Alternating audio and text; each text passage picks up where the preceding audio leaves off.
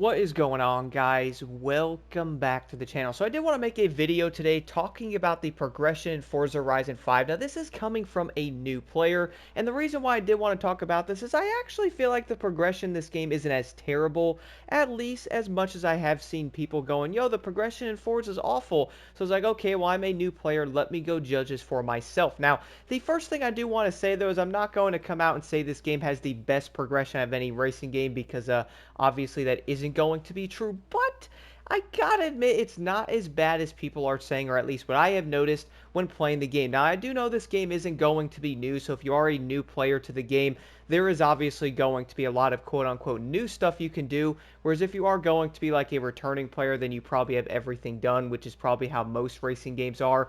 Kind of like how I am in Motorfest, I have most of the stuff done, but if you are a new player on there, then you are probably going to have a lot of different things to do, at least the playlists and stuff. But I gotta admit though, the overall progression in Forza Horizon 5, I admit it's actually fairly decent, and I do want to explain why that is. So first things first here, looking at the menu, guys, this game is going to have the accolades. This is something I really wish a lot of other racing games would have. Now you can see I have a good amount of them done. I'm also going through and doing more challenges. I'll probably do the street racing area next and try to get more stuff done in there. I'm actually 87 out of 92, but I am going through and doing a bunch of challenges. I found it really cool how there's over 2,000 different accolade points that you can get. So if you click on one of these, you'll go, okay, well, this has different ones you can do here. Tuning, test track, photo. There's also going to be tons of unlocks and stuff, whether it's going to be horns and little things like wheel spins and different things that can help you, which I would say a lot of players probably are going to look forward to. And speaking of that, though, I do want to ask y'all in the comments below, what in the world is the Super 7? I saw this pop up on my map. I haven't done it yet. Let me head over to it. I figured I'd ask the veteran players. Now, this is a good example that I also haven't done everything in the game yet either. Where is it? Here's the Super 7. Do let me know what that actually is. It says something about like challenge cards or something. But that again, though, is going to fall into the category of, yo, we got a bunch of stuff we can do, and you're also going to be rewarded for it. One thing I really liked about the accolades, and I guess Forza in general, is when you are looking at a lot of things in here, there is also going to be a lot of things you can get from it. So for example, these stories, going through this, guys, there's going to be a lot of them. I did manage to complete all of these. I had a great time, and in fact, I even thought about doing a video on these stories because this was pretty dope. Every single one had like a different quote-unquote storyline to it, which was pretty cool. But with that, though, you're also going to get a lot of unlocks with it. When I was going through, I'm like, yo, okay, I'm going to get a Beetle. There's the Beetle Forza Horizon Edition. I was wondering where that car was. Headed over to Test Driver, you can then see other cars unlocked here, and then there's also some rare vehicles you can get. Funny part is, I was noticing people asking where certain vehicles were, and I was like, wait, is that in the game? Like, for example, somebody was asking for, what was that car? The Chevrolet Hennessy. It's right here. Somebody was like, how do I get this car? I'm like, oh, that's actually going to be a challenge in the game. They're like, really? I'm like, yeah, there's a lot of these in the game, and that was one thing I absolutely loved about it. For example, the Drift Club, you're going to get some cool clothing items from it, some different things from it, like a car and stuff. And some people are going to be like, I mean, that's cool, Block, but that's not really going to be progression. I mean, compared to a lot of racing games, man, this probably has more things unlocked than any racing game I have played in recent time. I mean, you are going to get things from basically every part of it, whether it's going to be Forza links, different emotes and stuff, clothing. There is at least going to be a ton of items that you could go after that a lot of players are probably going to be interested. For example, heading over to this one, hide and seek, a lot of people are like, man, I want the Bronco Raptor. Well, turns out all you have to do is play hide and seek for it, which a lot of vehicles are going to be tied to this stuff, which I think is pretty dope. And the thing is, though, I do understand that people might come in and go, well, Block, the thing is, man, a lot of these challenges really aren't going to be progression in the game, but here's the thing, it is still going to be something else you can do once you do end up completing the game, because there is easily probably going to be 1,000 or so challenges here. I mean, look at this, it is actually insane.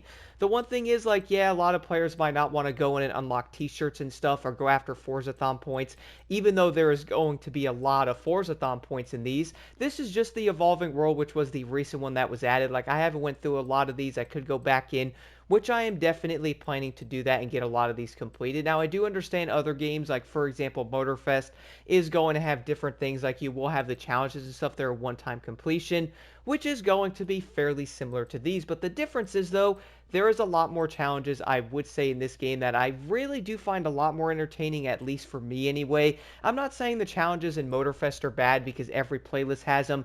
There is easily going to be hundreds of challenges in that game as well. But the thing is, though, I feel like a lot of the rewards in that game are just so dang terrible. What I mean by this, though, is, for example, guys, let me see. Is it going to be the festival playlist? I don't think so.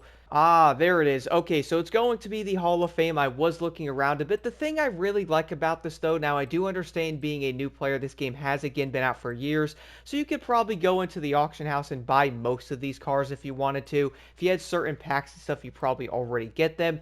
But the thing is, though, looking at some of this here in the Hall of Fame, guys, you'll do these challenges and you'll get vehicles.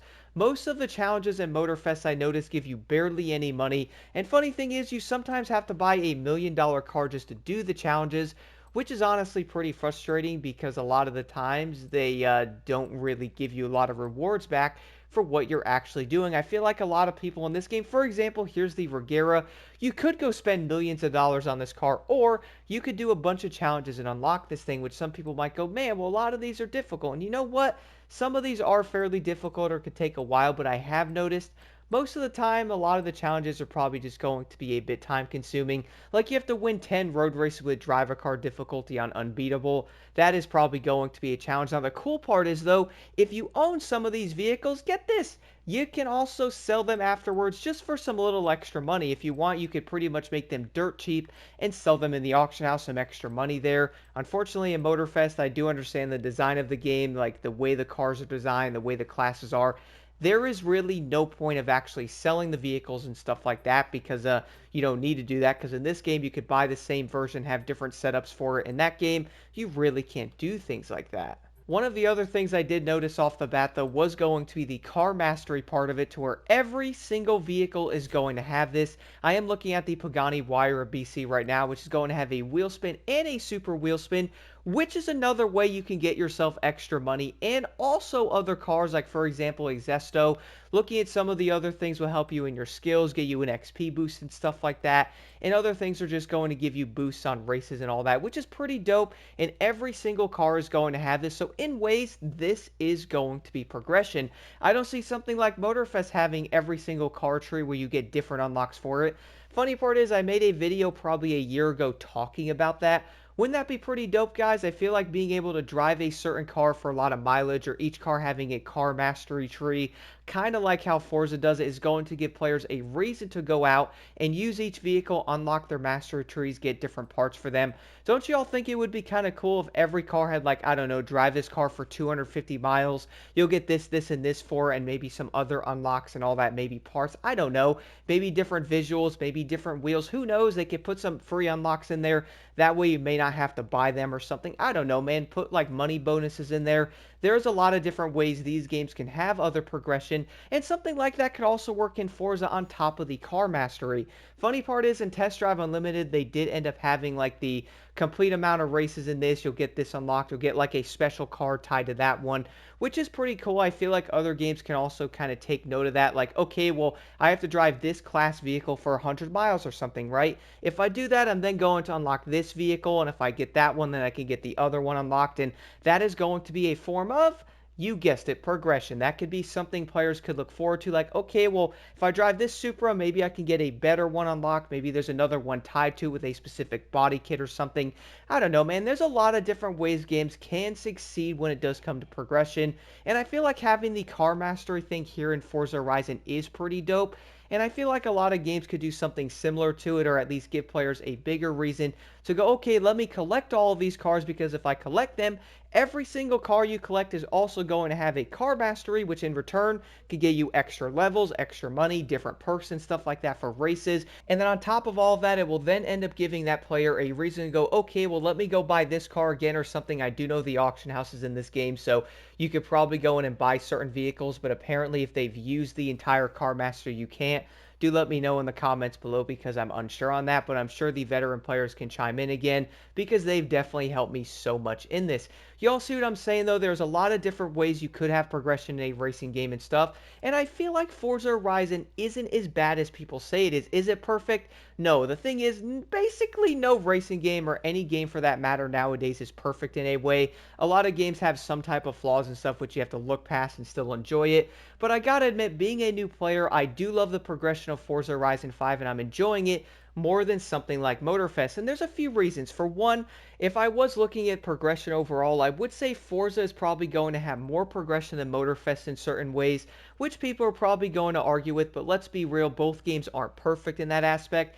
But people saying that Forza is going to be way worse than Motorfest is kind of hilarious, and I really do admit, though, getting on Motorfest and then jumping on Forza, looking at the amount of things I can do, seeing a car mastery on every single vehicle in the game. Now, keep in mind that's 800 car masteries you can go through and do. Wouldn't that be dope if Motorfest also had vehicle masteries? Again, have like a mileage thing on there. Maybe completing 100 races in this car is going to get you like a money boost like how Test Drive did it. That would probably give players a bigger reason to do races. Maybe if you do 200 races in this vehicle again like Test Drive, then boom, you are going to get progression that way. Like, there's a lot of different ways these games can introduce this stuff, and I feel like a lot of them probably could be even better with it. Now, the crazy thing is, though, with me having over 450 hours in Forza Horizon 5, I still haven't done every challenge, and I barely have most of the overall car masteries finished.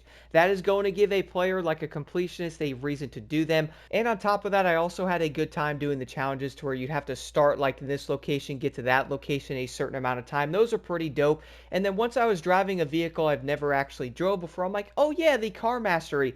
Go through, go, okay, well, I get a free wheel spin here. I'm going to get a race boost so you could do some races, get some extra XP or something. Get an XP, get some free Forzathon points and all that. I think that's also pretty dope, and that's definitely going to be another form of progression that I feel like other racing games can do. And also, every single game can probably improve on this stuff. But I gotta point out the positives here being on Forza Horizon. Now again, is it going to be perfect, guys? No, but I do feel like the overall progression in the game is fairly decent. Like, yeah, is the game going to have a full storyline like something like an old Need for Speed game? Well, no, but there is still going to be a ton of different challenges, probably around 1,000 or so, and that will end up getting you things like different clothing items, also racing suits, special outfits, and all that. You're going to get cars from it, you're going to get Forzathon points and all that stuff, so I feel like it's pretty dope. Whereas if I'm looking at Motorfest, a lot of the challenges tend to give you like an audio signature, which is cool. Those can actually be pretty dope, but I can't engine swap my car in this game, so I do find that to be a bit more fun. You're also then going to have vanity items, which I honestly don't use 95% of the vanity items, and that's normally something they really do try to push out in most of the summits, which you guys probably noticed most of the summits have a vanity item, and also a lot of the playlists tend to have that stuff. I feel like if they actually had different cars or even versions or different things players can go after, like some really cool outfits, because back in the Crew 2, that game had a lot of dope outfits, and for some reason, Motorfest kind of just got rid of all that. I really don't understand it. And when jumping on that and then jumping on Forza, I'm like, oh, these are pretty dope outfits I can get. And, oh, look, Forzathon points, which you can use that in return to get other outfits you might have missed or another wheel spin. So all that stuff really is going to tie in together. And the funny part is the Forzathon shop is also kind of part of that progression because you can do the challenges, get those points, go back in and buy vehicles or other items that you can get with it. Then those vehicles that you didn't own are also going to have the entire car mastery, which you can get wheel spins from, special vehicles, and you guys can probably see where I am going with this. Overall, though, let me know your thoughts on this in the comments below. I gotta admit, being on Forza Horizon 5 a bit, guys, I do not think the progression is awful. A lot of people say it's going to be terrible in this game. Well, the thing is, if this game is terrible, basically most of the other racing games are also basically right next to it.